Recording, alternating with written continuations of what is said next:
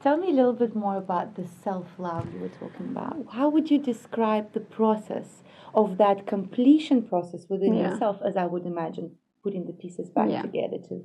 I think self-love is hard. It's like a mountain. There's days where you feel like you're on top of it all and you're looking down at everything you have accomplished. And then there's days when you're so low that you need to look up to where you were to actually resurface to that. The main thing that I learned about self-love is you need to be careful of who you have around you, because there's a lot of people that want you to not self-love. Because when you don't self-love, your self-respect, your boundaries, they get lower. You know, you actually think that you deserve to be treated in certain ways when you really don't. So the most important thing is to just know where you stand. If you don't know where you stand, then you let people walk all over you, no matter how kind or cold you might be. I've met some people that others might have said they're terrible people, but I've seen them get weak and get sensitive and get low for love. I think love is one of the best gifts and then the worst at the same time. Why the worst? The worst, I think, is because you give your sphere to someone else. I wouldn't say your heart, because for me, a heart is more of a technical thing. You know, you need it to, you need it to be alive. You need it to breathe. You know, yeah. It's more of just like a technical thing. I think, yeah, literally, you give someone your sphere, your inner soul, who you are and who you stand for, your aura, everything. So if I'm giving someone my sphere, then it's very easy for them to break that. That's where self-love comes in. So basically, how it sounds to me, correct me if I'm wrong, is actually taking that focus away from the other person and their ideas of you or how you should be and whatever. Because obviously, if it's something projected that does not reflect your self-love, then it actually says something about them, right? But there is an innate need in most of us, ever since we're little, to have to live up to somebody else's expectations and win their love over. So really, in the moments like that, what it sounds to me, that challenging moments when the other person would be projecting something that you are not, it brings you back to the same spot where we all start, right? Ever since we were little. It's a learning process. It's like learning to love your family and learning to love your friends and learning to love your job. You also need to learn to love yourself through all those aspects.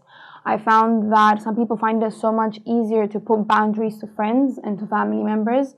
Some people find it easier to put it at work. Some people find it easier to put it in the love department. But I think everyone as a person has a bit of a, not weakness, a sensitivity. Of course, we all here with that. No matter how much people try to look tough, look tough and bring it down. To me, I think the biggest strength is actually owning up to your vulnerabilities in this world. Yeah, I know. And that makes you get to just know yourself better. Yeah. Know where you stand, know what you're capable of. Like if I go in work and I think, you know, I can achieve everything, that's me not putting boundaries, but releasing boundaries for myself in work. Can you tell me, before we go on to other subjects, just if there is a certain routine that you have for self-love that you could share with the viewers? I actually, as a person of, I don't know, a lot of organization and some OCD, I have lists. That is how that works for me. And for me, that's a part of self-love, because it means I know myself and I know what I want to achieve and I know what I'm willing to give, and I know what I want to do. So what I do for self-love, I have my short-term lists and my long-term lists. These are lists that I want to achieve in order for me to be happy with who I am. Not for others to be happy, but for me to be happy. On my daily short-term list are things like eat well, you know, breathe, don't be so harsh on yourself, drink well, which are things that are small, but a lot of us forget sometimes. We forget to take care of ourselves also physically when we're working so hard. I know for myself as well that sometimes I'll be like, you know what, I'll eat later on, you know, because I'm working right now. And I did that for a few years, and then I realized that if this doesn't work, if this little plan in here doesn't work well, then nothing else is going to work. Work isn't going to work for me if I'm not self-loving. So I think the most important thing about self-love is to have your daily things. That would be take care of yourself physically, take care of yourself mentally. I also do things like pottery and horse riding for mental stability, and yoga and Pilates, which I find that are very calming. But those are also things that are physical but calm my inner peace.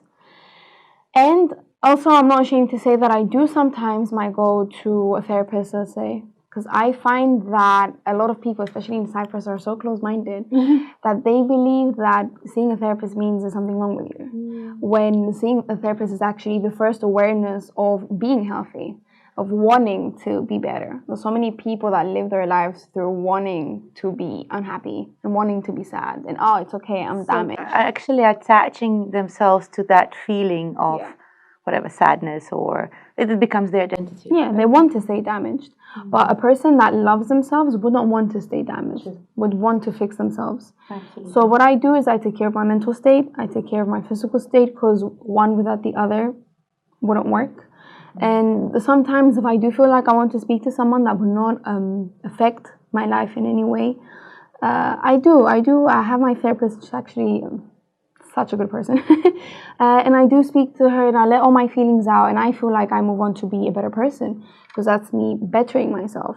And that is something that I'm seeing also in our society. I have a lot of little girls, like, younger, texting me, being like, how do you do it? How do you keep your mental state so well? How are you positive? How are you pulling through? And I wish more people would be open to talking about getting help, firstly, from your loved ones as well, and from other people, but also learning that it's okay to not be okay. That's the main thing of self-love. I think so too, yeah. Yeah, we all expect perfection. You can't expect perfection. And when I find that I have my short-term goals and then I have my long-term goals, you can't reach the long-term if you don't take care of the short-term. So little things like breathe throughout the day, or you've got this, little notes that you might write somewhere for yourself, and just keep yourself intact with your mental state is so important to be able to achieve long-term things. So my main thing for self-love, I think, would be aware of who you are, be aware of your strengths, but also be aware of your weaknesses, because getting to know those weaknesses and tackle them and get each area of your life and figuring out what is going wrong for me to wake up in the morning and maybe not feel 100%. Because if you figure out what goes wrong and you fix it, then you get to wake up every day 100%. You need to give your best self to what you do and who you are and your achievements.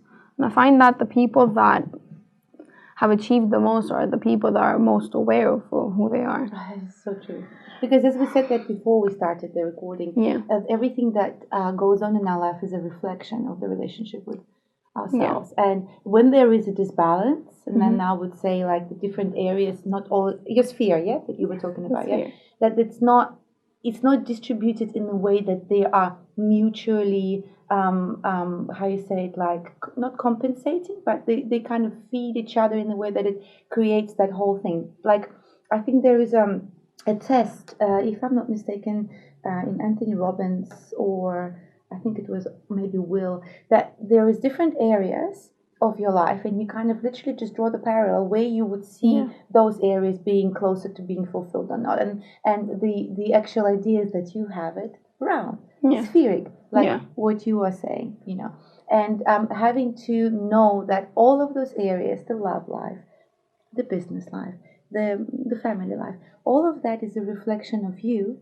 then you know that you can take on then the responsibility to feed it within. It's like an outward projection of that inner state. And I think if there's a health and balance in all of those aspects, then you're able to be 100% yourself. If you're cheating yourself every day and you're saying, oh, I'm happy, but you're not actually happy, it shows. The happiest people are the ones that glow. You see them and they're like, that person's really happy. And most of the issues always are deep issues within ourselves, either from a younger age or from something we've gone through. Because you want to hear a person saying, I'm not very happy because I quit from this job or because they fired me, because then that's a problem that has a solution. Most people that don't feel like they're happy are issues that maybe were caused by other people, or issues within themselves that are unresolved that can't be fixed with a choice. It's not a yes or no. It's not I quit that job, I get this one. There's struggles in life, but I've seen so many people that because they have the right people around them, the right surrounding, the right love, have surpassed anything problematic in work, anything. So the most important thing is love, whether that's self-love or the people that you have around you. Because at the end of the day, work is good, you know, life is good, and you obviously need to work to get a nice house and get a nice car, and that's what everybody aspires to. But if you don't have someone to share that with, then it's going to waste. Absolutely true.